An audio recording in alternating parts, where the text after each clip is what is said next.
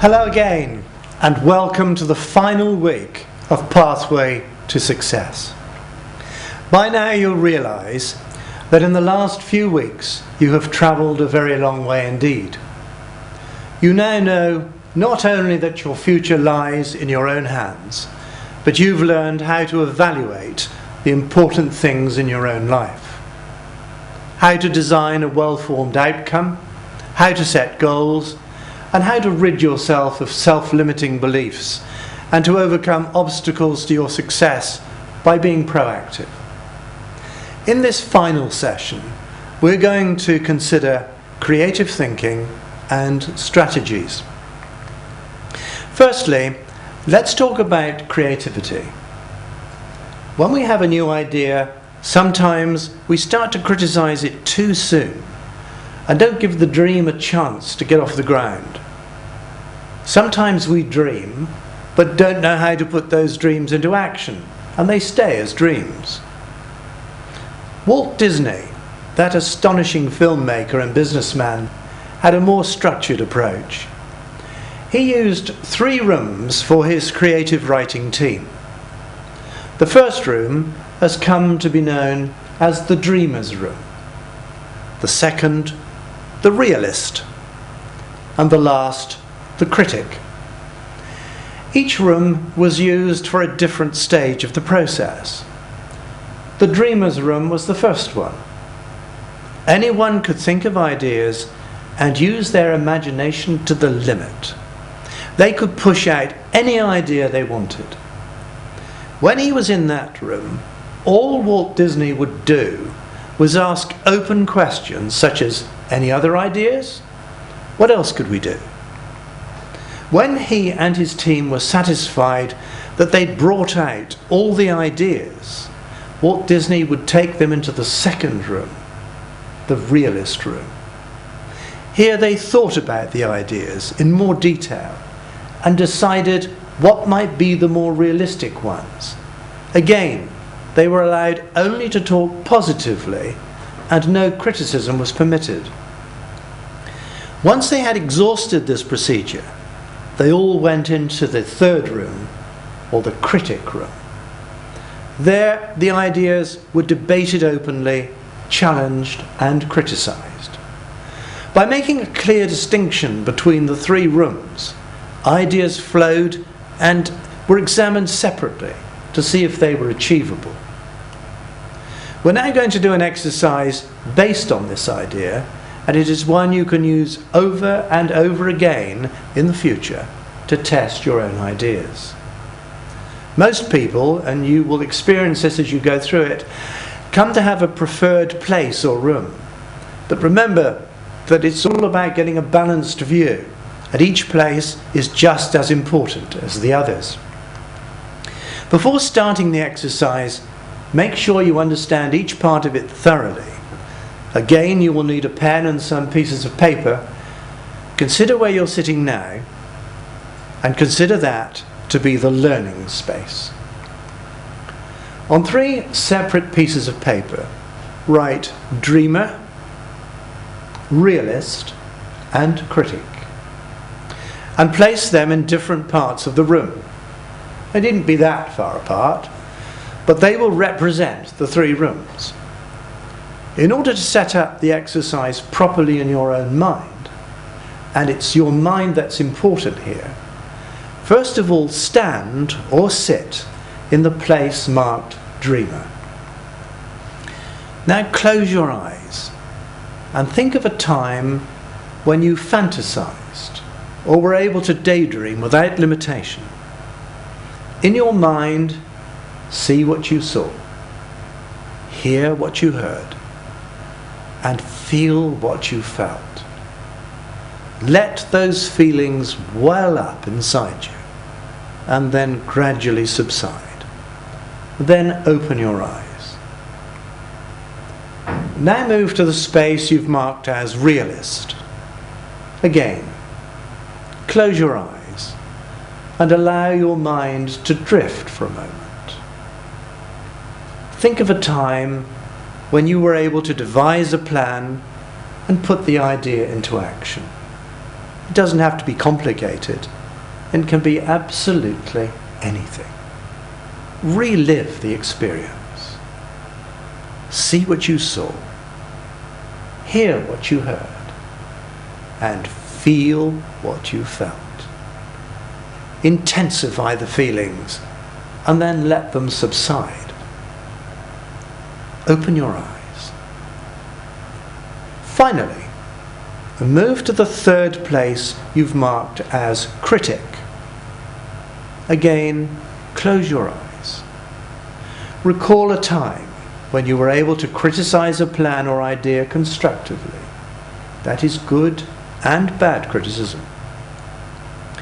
Again, see what you saw, hear what you heard, and feel what you felt. Let those feelings build up inside and then subside. Now, open your eyes again. Go back to your learning space and consider an outcome that you would like to achieve. When you are ready, move back to the place that you have marked Dreamer. Close your eyes and imagine yourself fulfilling that dream. Be as realistic as you possibly can. See in your mind's eye an enormous panoramic picture of that dream in full, bright colour. And as you think about it, make it brighter still. Hear what you would hear and feel what you would feel. See that picture as a movie rather than as a still, and feel that sense of achievement. Open your eyes. Relax for a few moments, and then move to the realist position. Think about your dream again, but notice what might be different in this position. Finally, move to the critic position and scrutinize your outcome thoroughly. Do you have everything you need in order to achieve it? Is something missing? Rather than harsh criticisms, think what questions you might ask the dreamer. Then go back to the dreamer position and consider those questions. Can you think of any creative alternatives or answers to deal with the critic's questions? Depending on the questions you ask yourselves and the answers you come up with, you may wish to repeat this procedure a few times or hop from one position to another in the sequence. Whatever you decide upon, keep doing it until you feel you have a balanced, sensible plan in place.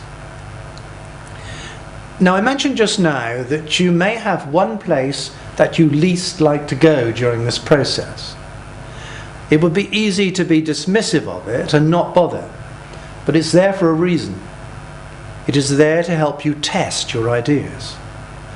You may be surprised how much you can grow by making sure not only that you go to this particular place or room, but you dwell there for a sufficient time. Make sure you have dealt with everything. As with all exercises on this course, the more you become familiar with them and the more you practice them, the smoother you will perform them and the better will be your results. So let us turn finally to deal briefly with strategies. We all have strategies which we put into effect every day in our ordinary lives in order to accomplish the simplest tasks. Perhaps we don't think about them as strategies, but they are strategies nonetheless. On the whole, they are successful, and that is why we keep repeating them. Amazingly, however, some people will plod on with unsuccessful strategies, no matter how awkward life turns out to be as a result. But we have strategies for getting out of bed. We have strategies for cleaning our teeth, shaving, putting on our makeup, making the breakfast, cleaning the house, and all those sort of mundane tasks, and we pursue them regularly. If we take part in sport, again we have strategies. Perhaps we train regularly to become fitter for that particular sport. The training usually follows a particular strategy of its own as well. If it's a ball game, we have strategies for kicking it as we wish, striking it as we wish, directing where we want it to go, and so on and so forth. We even have strategies for choosing our food, perhaps in restaurants. Next time you go out to eat with friends, observe how each of them decides what they want to eat. Do they say things like, "I always have steak," or look up and down the menu forever before deciding? Or do they first inquire what other people are eating? I have what I think is an effective strategy for ordering food in a restaurant. It doesn't usually take up much of my time. I scan the whole menu quickly for choices that I would not make and immediately eliminate them. I then look at the rest, consider those dishes which are my favourites, or any others I fancy trying, and then I decide. As I say, I consider this to be an effective and quick strategy, and for my purpose it works. However, it could be said that although it works, I may be missing opportunities to try a much wider variety of food than someone who took much longer and pondered in detail over the various available dishes. So when you're considering your strategy for any given situation, you will need to decide what you want and what you believe works for you. Examine your own life and consider what you do in different situations. Then ask a close relative or friend what they think you do in a particular circumstance, and think about whether their version might be more accurate than your own recollection. Frequently that turns out to be the case. When you survey your own behaviour in this way, you may be very surprised to learn that you have some very simple but effective strategies for dealing with situations in your everyday life, but you really hadn't thought about them until now. So write down those you think are the most effective. When you've done that, think about them very carefully, and again with the aid of a friend if necessary, break that down into as many parts as possible and see precisely what you do. Now consider, how might you transfer that successful strategy, or some parts of it, to the dream you wish to achieve? Alternatively, are there weightier situations in your life where you've been successful at school or college or in your job? Perhaps you surprised yourself then. Go back in your mind and use the timeline technique we discussed earlier. Examine exactly what you did then and bring those learnings to the present situation. Let me tell you about Jonathan's strategy. Jonathan has a tiny shop. He sells all sorts of small but useful items that often can't be purchased in large retail stores. Sadly, the place is a tip. He piles junk in the corner and behind his counter. A well-meaning assistant once tidied it when the owner had his day off and was threatened with a sack on his return. John will order items for customers but records no or insufficient information about them or the product. When the ordered items arrive, they're slung under the counter. In due course, when the customer arrives to collect, a search has to be carried out.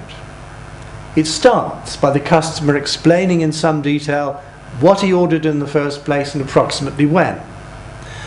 Jonathan usually can't find it, neither can he recall anything about it. But then he gets on his knees and searches under the counter. After some inquiries of his assistant and an intense search, sometimes the goods are discovered and the customer pays and leaves. Sometimes they've been sold to another customer in the meantime because they weren't identified when they arrived and they have to be reordered. Jonathan has no idea what is under his counter or for whom it has been ordered. Every time a customer comes in for an ordered item, a fresh search begins. Much time and energy is spent, and often it turns out to be a completely fruitless exercise. You have already guessed that Jonathan's strategies are appalling, and they lead only to inefficiency and anguish for everybody. Usually, the hapless assistant gets the blame and the customer goes away frustrated. Let me give you a very simple example of a successful strategy that Victoria used for icing a cake. Now, you may wonder how that could possibly help you with your dream. But when I have explained the steps, you'll see where this is leading. Victoria wanted to make and ice a cake for her baby's first birthday, which was just a few months away. She knew how to make the cake, but not how to ice it. She not only wanted to ice it, but she wanted to make an impressive job of it. So note crucially that Victoria started with motivation, which was intensified because she had a target date by which to achieve her task. She took out a subscription to a cake decorating magazine and bought a couple of cheap books on the subject. But the breakthrough for her came when she discovered that an experienced cake decorator was organising half-day courses in her locality. Just 4 people, including Victoria, attended that half-day course, which cost her about £40 or $60. And in the space of 3 hours, she learnt a lot. Once that half-day course was over, Victoria knew that the next part of the strategy must be to practice what she'd learned and to build upon the basics. So she took advice from a friend who was also a very experienced cake decorator, and the friend demonstrated how to develop those skills, how to create flowers and leaves from icing, for example. Then Victoria got hold of her own modelling book and learned how to make animals in the same way. After that, she refined those skills by practicing and practicing at every opportunity. And finally, she bought the cake board on which to mount the cake. She made a mental image of her desired result, sketched out a final plan on a piece of paper, and created her vision. From the moment Victoria had the idea to ice the cake until her baby's birthday was just 3 months. And here is the result. What is particularly interesting is that family members later recalled that when Victoria was herself a small child, she pursued a hobby long since forgotten of making tiny models of animals such as penguins, rabbits and cats that could be used, among other things, as earrings, light pulls or Christmas decorations. So when she started her new adventure, deep down in her unconscious, there was a memory working to adapt an old strategy for a new project. That highly successful strategy is readily transferable when Victoria is ready for her next challenge. She knows the process to follow. Firstly, find someone to model. Secondly, associate fully with the skill or state. By that, I mean see yourself doing it through your own eyes.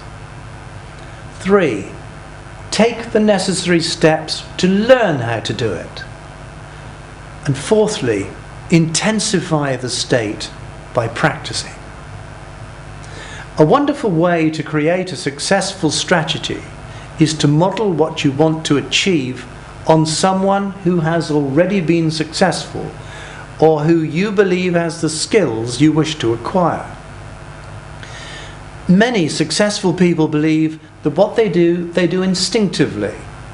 But in reality, when you study them closely, you will find they have a method. if the person you wish to model is still alive, get to see him or her in action if it's at all possible. Observe very closely what they say, how they act, and even go so far as to mimic their physiology.